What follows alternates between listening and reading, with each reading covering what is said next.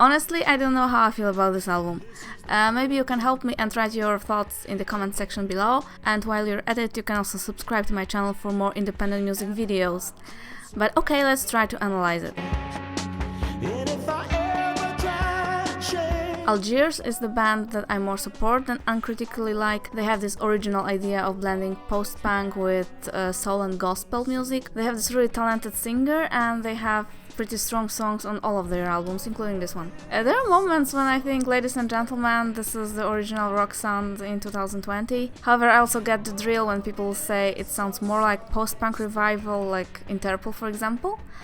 Rather than the actual post-punk. They actually opened shows for Interpol, and their drums player Matador was a drummer in Block Party. But I think they have more of the unique style, and also the singer Franklin James Fisher is some added value. However, it's an entirely different issue if he's really an asset, or he could be. And they also have their moments of bluntness, even on those more popular and critically acclaimed albums. And under such circumstances, there comes the 2020 release, There Is No Year. My problem with most of the songs is that they feel heavy and forced. They typically don't have enough of natural melody, and nothing that happens in the background is enough to offset for it. It takes many listens to get to your head, and simply I think this is a waste of time.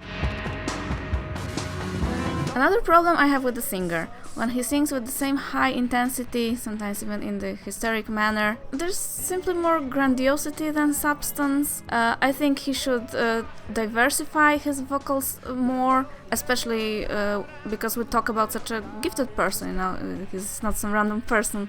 I mean, he clearly has voice, so I would simply expect more novelty. And as much as I don't like using this phrase, but it has to be used, it's a try-hard album at times. He sounds better in the second part, because generally second part is better, more creative.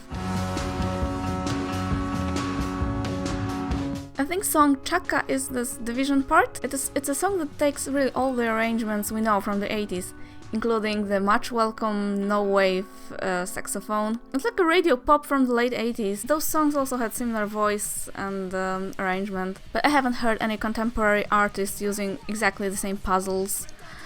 So it sounds refreshing after all. In the next song, Wait for the Sound, we finally have an originally constructed background with both industrial and gospel arrangements. The singer develops his performance gradually, so it finally becomes pleasant to listen. Repeating Night has some Depeche Mode in it, it's cold and stylish. I wouldn't mind the instrumental outro to go on like this for a few more minutes, because they're getting somewhere there.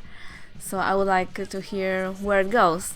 And Franklin, you really sound better when you are more like this. But I think everything in the second part sounds more listenable than in the first part, because it's darker and slower, and I simply think this style fits the band better. There's one exception, the closing song Void, where I've got a feeling where it's actually the only up-tempo song that it clicks, because I've got a feeling it's like at the end of the recording session the band is saying, okay, so let's have one song for our own enjoyment, and this is how they play it.